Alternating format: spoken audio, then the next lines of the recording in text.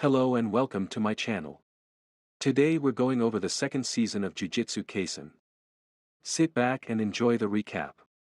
Mei, a skilled sorcerer with the ability to manipulate cursed spirits, undertakes a mission to eliminate a cursed spirit residing in a haunted mansion. Accompanied by fellow sorcerer Iori Yutaheim, they explore the eerie rooms of the mansion and discover a trapped barrier and a weakened cursed spirit. Yutaheim devises a plan to break the barrier by running in opposite directions down a hallway, successfully escaping the mansion just before it collapses. Several days later, reinforcements arrive, including Satoru Gojo, Suguru Geto, and Shoko Yeri. They encounter a colossal cursed spirit, which Suguru immobilizes. Back at Jujutsu High, it is revealed that Satoru neglected to cast a protective barrier during the mission, resulting in disciplinary action. Later, their teacher, Masamichi Yaga, assigns them a mission to escort the Star Plasma Vessel, a girl crucial to humanity's survival, to Master Tengen. The vessel is targeted by two factions, Q and the Time Vessel Association. Satoru and Suguru set out to protect the girl, but their mission is jeopardized when a bomb explodes at the hotel where she is staying. Suguru manages to save the girl, while Satoru confronts a member of Q named Bayer. Meanwhile, in a nearby skyscraper, Shukong offers a contract to a man named Fushiguro, known as Toji, to assassinate the Star Plasma Vessel. Suguru enjoys tea while his cursed spirit restrains Koken. Simultaneously, Riko and her caregiver remain unconscious on a couch. Koken boasts about Bayer, a member of the Q organization, who will make Suguru regret his actions. However, Suguru receives a message from Satoru indicating that Bayer has been defeated, leading to the disbandment of Q. Toji, hired by the Time Vessel Association to hunt the Star Plasma Vessel, meets with Shu Kong. Toji explains that he hasn't directly pursued the vessel, instead using the association's initial deposit to gradually weaken Satoru. Shu reminds Toji about the bounty on the vessel and its impending deadline. Suguru encounters an elderly curse user at Riko's school and engages in combat. Suguru utilizes his superior hand-to-hand skills to defeat the curse user, who reveals information about a bounty on Riko. Meanwhile, Satoru and Riko find themselves surrounded by clones of the curse user, but Satoru's abilities enable him to defeat them. During the encounter, Riko receives a message notifying her that Misato has been kidnapped. Suguru assists Satoru in protecting Riko, and they regroup to plan a rescue mission. They successfully rescue Kurwa and later enjoy some relaxation time on a beach in Okinawa. Upon their return to Jujutsu High, Satoru is suddenly stabbed by Toji Fushiguro, who reveals their past encounter when Satoru was a child. Satoru and Suguru retaliate, but Toji proves to be a formidable opponent with incredible speed and physical prowess. Toji stabs Satoru multiple times and claims victory. Suguru then escorts Riko to the Tombs of the Star, providing her with instructions to reach Tengen. Unfortunately, Riko is shot in the head and killed by Toji, who also reveals that he has killed Satoru. Enraged, Suguru unleashes a powerful cursed spirit, the Rainbow Dragon, to attack Toji, but Toji easily evades and counters their attacks. The fight escalates as Suguru tries to land blows on Toji, who effortlessly dodges and explains his ability to bypass barriers and track them. Suguru's attempts to nullify Toji's powers fail, and Toji ultimately defeats him, leaving him severely injured but alive. Toji then delivers Riko's body to the Time Vessel Association and encounters Satoru Gojo, who has returned from the dead and is delirious and drunk with power. Satoru claims that Toji will lose because he didn't use certain techniques against him, but Toji disagrees. Satoru activates a new power called Cursed Technique Reversal, Red, and sends Toji flying. However, Toji is not seriously injured and prepares to fight back. Toji uses the Chain of 1,000 Miles and the Inverted Spear of Heaven against Satoru, but Satoru easily avoids the attacks. Satoru arrogantly proclaims his superiority and uses the Hollow Technique, Purple, to defeat Toji in a single strike. Toji realizes that he lost sight of who he was and admits defeat as nearly half of his body is destroyed. In August 2007, Satoru demonstrates his progress with the Limitless Technique with the help of Suguru and Shoko. Satoru has made significant advancements in his abilities, including automating the infinity technique and continuously using the reverse curse technique. Suguru, on the other hand, feels mentally drained from his solo missions and expresses his exhaustion to Yuki Tsukumo, a special-grade sorcerer he meets. Yuki shares her vision of creating a world without cursed spirits and discusses different approaches. Suguru contemplates his feelings towards non-sorcerers and eventually commits a heinous act, murdering over 100 villagers. As a result, he is expelled and sentenced to death. Satoru is shocked by Suguru's actions and struggles to come to terms with the situation. Years later, Satoru encounters Megumi Fushiguro and reflects on their past, expressing pride in Megumi's growth. Tadu wants to be Yuji's mentor, but Mei reminds him that he can't join Yuji on missions. The trio suspects Kokichi Muta of being a mole at Jujutsu High, and their suspicions are confirmed when they find a false hideout. Kokichi meets with Geto and Mahito to settle their differences and unleashes a giant version of Mekamaru to fight Mahito, hoping to seek assistance from Satoru Gojo. The battle commences with Kokichi launching a powerful attack. During the intense fight, Kokichi uses the various techniques loaded into Mekamaru to harm Mahito's soul. Mahito tries to retaliate but is repeatedly thrown back by Mekamaru's attacks. Kokichi realizes his strategy is effective and continues his relentless assault. However, Mahito expands his domain and damages Mekamaru. Kokichi counterattacks with new shadow style, simple domain, exorcising Mahito. Surprisingly, Mahito crashes through the cockpit, overpowering Kokichi. Mahito regroups with Geto, and they disclose their final preparations for the Shibuya incident. 10 days later, a curtain is placed over Shibuya, trapping civilians until Satoru Gojo arrives.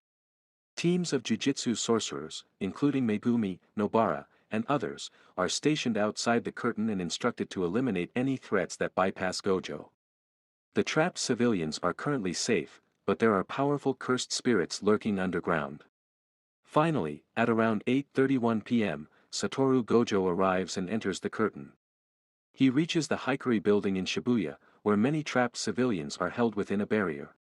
Meanwhile, Yuji is assigned to Team Mei and sent to handle a curtain at Meiji Jingimi Station. They encounter transfigured humans attacking civilians, indicating Mahito's involvement. Yuji defeats a grasshopper-cursing spirit. Team Mei regroups and proceeds to B5F, where they find Mahito waiting for them. At the Fukuda line, Gojo confronts Hanami, Jogo, and Choso, who plan to use non-sorcerers to hinder Gojo's movements. Jogo and Hanami attack Gojo simultaneously, but their techniques are ineffective against his infinity. Gojo retreats to a safer location, surprising the curses with his resilience. He challenges their belief that they can defeat him with their current abilities. Jogo continues to fight, but Gojo proves too powerful, crushing Hanami and turning his attention to the next opponent. Meanwhile, Yuji discovers that Mahito is on a train filled with transfigured humans heading towards Gojo. Mahito and his allies create chaos, attacking the crowd and causing panic.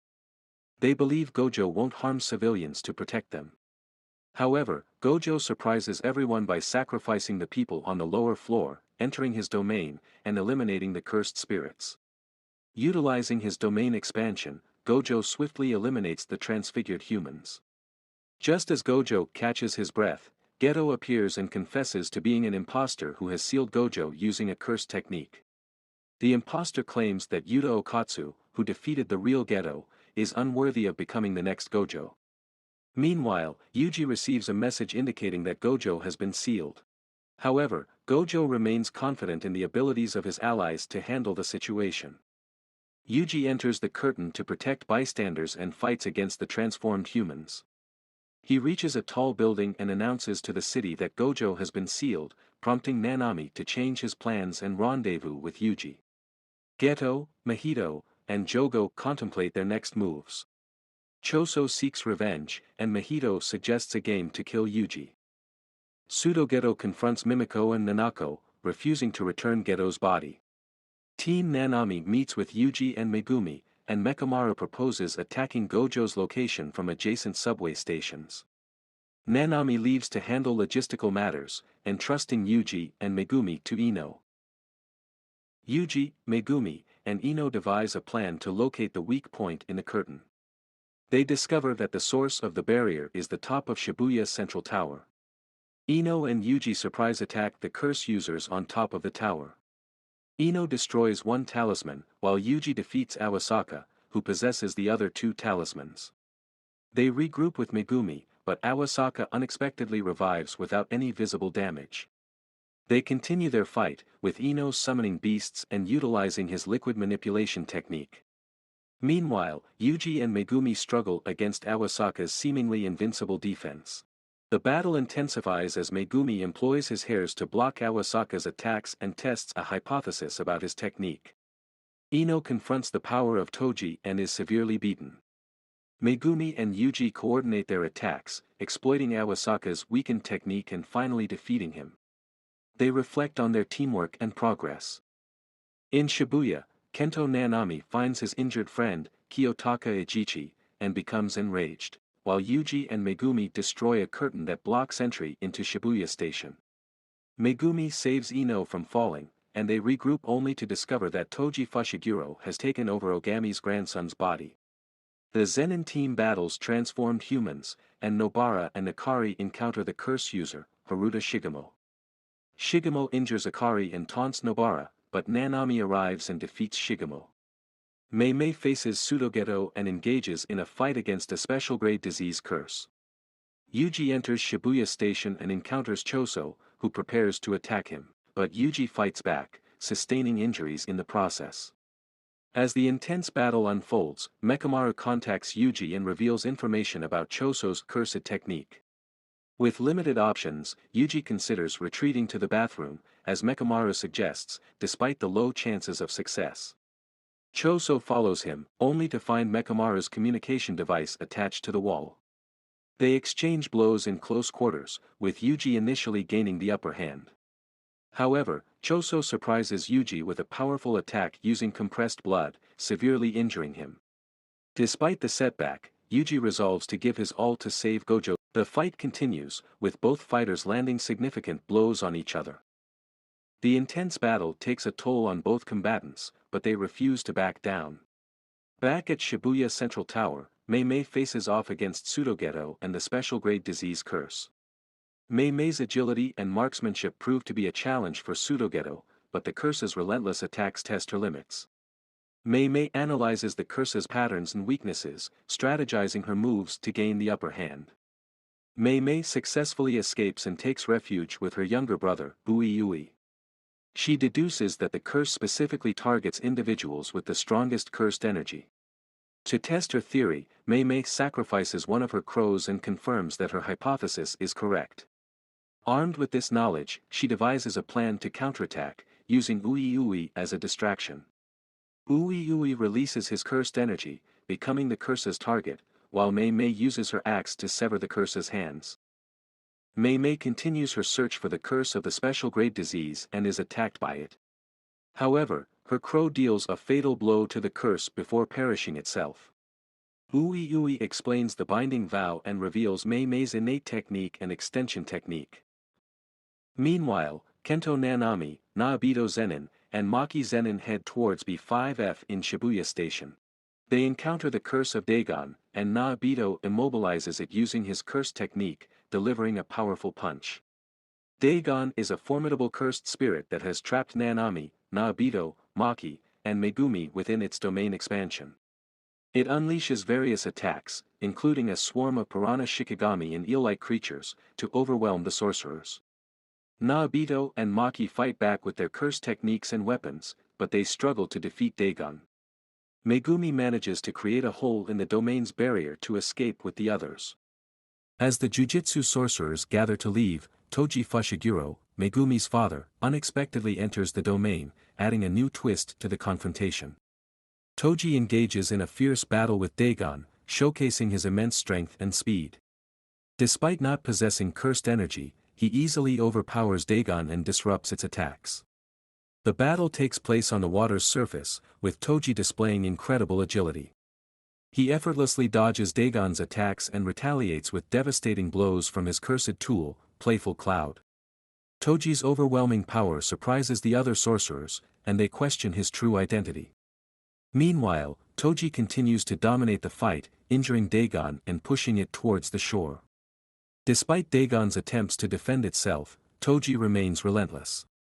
Maki and Naobito express astonishment at Toji's abilities, while Nanami and Megumi realize they need to trust him. Toji continues to pummel Dagon, using the playful cloud to deliver powerful strikes. As Dagon tries to regain the advantage by levitating and buying time, Naobito intervenes and assists Toji. Together, they deliver a final, lethal blow to Dagon, completely obliterating the curse. With Dagon defeated, the domain dissipates, and the sorcerers reflect on Toji's strength and their uncertainty about his allegiance. Megumi finds himself outside the domain, seemingly transported there without any recollection of how it happened. As he observes his opponent across the street, he realizes their incredible speed surpasses even Sukuna's. The presence of Jogo, another curse, interrupts the sorcerer's thoughts. Jogo mourns Dagon and expresses anticipation for their future reunion in the wastelands. Despite their injuries, Naobito and Nanami recognize that they now face a new curse that surpasses Dagon in power. In the aftermath of the battle with Choso, Yuji's unconscious body is found by Nanako and Mimiko Hasaba.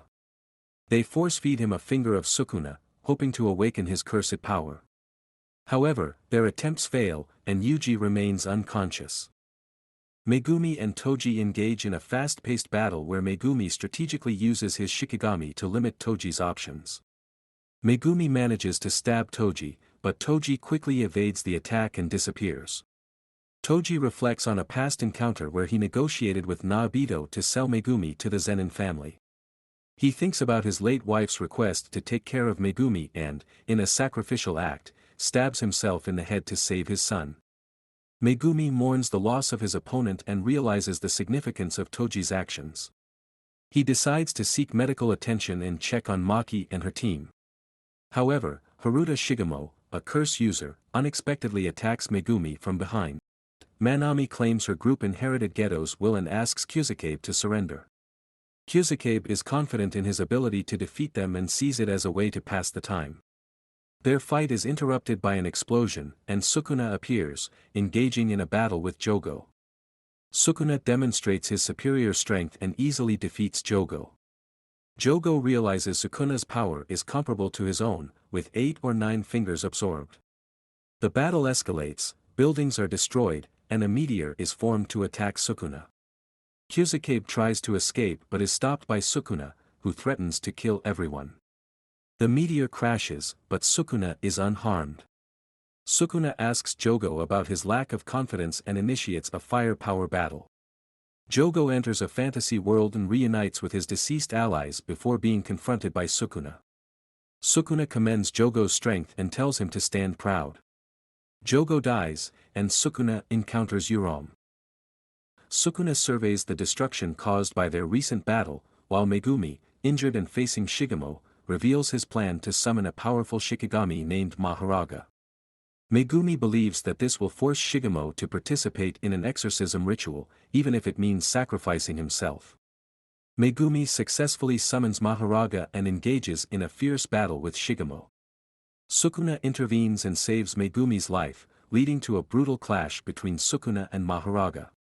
They unleash devastating attacks, causing widespread destruction. Sukuna activates his domain expansion called Malevolent Shrine, obliterating everything within its range. However, Mahoraga adapts to Sukuna's attacks and continues to advance. Sukuna ultimately defeats Mahoraga with a flaming arrow technique, resulting in a massive explosion. After regaining control of his body, Yuji witnesses the aftermath of the destruction caused by Sukuna and feels overwhelmed with guilt. He realizes that he must continue to fight and help others. Meanwhile, Kento Nanami, severely injured, makes his way through Shibuya Station. Yuji descends the stairs of Shibuya Station, reflecting on his time at Jujutsu High and his grandfather's dying wish. Severely injured, Nanami walks down a corridor, daydreaming about a tropical beach and unaware that Mahito is nearby. Nanami's thoughts also drift to his comrades Megumi, Maki, and Naobito. Despite his exhaustion, Nanami continues to fight a horde of transfigured humans, catching Yuji's attention. Mahito approaches Nanami and asks for his last words, but Nanami instead speaks to an illusion of Yuhibra, expressing his concerns and entrusting Yuji with the task of defeating Mahito. Mahito kills Nanami, enraging Yuji, who prepares to fight. Mahito creates obstacles, but Yuji endures and engages in a fierce battle. Yuji remains determined despite Mahito's taunts and transfiguration abilities, ready to prove himself as a Jujutsu sorcerer. In the intense battle between Yuji and Mahito at Shibuya Station, Yuji manages to push back the monster and deliver powerful punches. Mahito retaliates by creating buzzsaws and spiked vines to attack Yuji, who skillfully avoids them. The fight escalates as Mahito transforms his arm into a spiked club and Yuji counters with agile maneuvers. They exchange blows, with Yuji eventually kicking Mahito's head into the ground. However, the monster engulfs Yuji, trapping him against the wall. They break free and prepare for round 2. Later, Nobara confronts Mahito's duplicate and engages in a fierce fight, using clever tactics and explosive nail attacks. Although Mahito underestimates her, Nobara proves to be a formidable opponent. She uses her straw doll technique to manipulate Mahito's movements and land powerful strikes. However, Mahito adapts and transforms his body to counter her attacks. The battle reaches a climax as Nobara activates her ultimate technique, Resonance, delivering a devastating blow to Mahito. Despite the damage, Mahito refuses to give up and continues to fight. Tadu uses his technique to confuse and disorient Mahito, allowing him to protect Yuji and engage in combat with the curse. Tadu reminds Yuji that he is a Jujutsu sorcerer and encourages him not to belittle himself. He emphasizes that the deceased sorcerers are not truly defeated as long as there are living sorcerers, and he urges Yuji to remember what he was entrusted with by those who have passed away. Tadu leaves to fight Mahito, while Arata takes Nobara and retreats from the battle. Yuji regains his resolve and, with Tadu's support, confronts Mahito once again. They exchange powerful attacks, and Yuji remembers Nanami's final words, finding the determination to endure and fight in his place. Yuji and Tadu continue their fight against Mahito. The curse creates several powerful transfigured humans in an attempt to keep Tadu busy, but he's able to easily take them out and regroup with Yuji. Taking influence from Gojo, Mahito activates a 0.2-second domain expansion, avoiding Sukuna's retaliation while also succeeding in hitting Tadu. Tadu cuts off his hand before he's too affected by the transfiguration. His locket distracts Mahito long enough for him to activate his curse technique by clapping Mahito's hand, allowing Yuji to hit him with a black flash. However, at this moment, Mahito has figured out the true shape of his own soul and activated idol transfiguration on himself, becoming the self-embodiment of perfection. His hide proves to be even stronger than Choso's to attack, so Yuji prepares to attack with another black flash. Tadu once again distracts Mahito, making him think he's used his curse technique, when it in fact no longer works, allowing Yuji to hit the black flash, destroying Mahito's form. Yuji admits to Mahito that they are one and the same and that he will kill him as many times as he has to. A completely hysterical Mahito attempts to flee, while Yuji slowly follows behind. But before Yuji can kill him, Pseudo-Geto appears before Mahito, offering to save him. After using his cursed spirits to incapacitate Yuji, Pseudo-Geto proceeds to absorb and consume Mahito, using Uzumaki to take his cursed technique for himself. Just then, the Kyoto students arrive to provide backup but are unable to do any effective damage. When Miwa attempts to slash him, Pseudo-Geto responds with a maximum Uzumaki, which Kugisaki arrives to deflect. Choso suddenly appears, confronting Pseudo-Geto over his real identity as the man who experimented on him, Noritoshi Kamo, considered the most evil sorcerer in history. Pseudo-Geto reveals Kamo is one of the many identities he's taken throughout the years. Choso also realizes that Yuji is supposedly one of his brothers and fights Pseudo-Geto for revenge. Choso's power is still not enough to combat Pseudo-Geto, and when the rest of the sorcerers try to assist, Urom intervenes and uses their Frost Calm Curse technique to freeze everyone solid. Before they have the chance to kill anyone, Yuki Tsukumo arrives to assist. Yuki confronts Pseudo-Geto over their conflicting ideologies. The former believes humanity's next step in evolution is the removal of cursed energy, while the latter believes in optimizing cursed energy. Pseudo-Geto proceeds to remotely activate Mahito's idol transfiguration on 2 different kinds of non-sorcerers all over Japan, those who consumed cursed objects like Yuji and those with latent curse techniques like Junpei, turning them all into sorcerers. Among those awakened are Tsumaki Fushiguro. Pseudo-Geto declares he will force the 2 groups to kill each other in order to gain a deeper understanding of cursed energy. Yuram's ice melts due to poison from Choso's blood, but Pseudo-Geto unleashes a horde of cursed spirits, allowing them to escape, telling Yuji he has high expectations for him, and Sukuna he's bringing the world back to that of the Heian Age. In the aftermath, people around the country are reacting to the mysterious attack on Shibuya, while the government struggles to deal with everything, planning to go public about the existence of cursed energy as cursed spirits grow more rampant among the streets. Meanwhile, the Jujutsu higher-ups declare Gojo an accomplice in the Shibuya incident, sentence Principal Yaga to death, and reinstate Yuji's execution, with Yuta Okatsu named his executioner. And that's the end of Jujutsu Kaisen. I hope you enjoyed it. See you in the next video.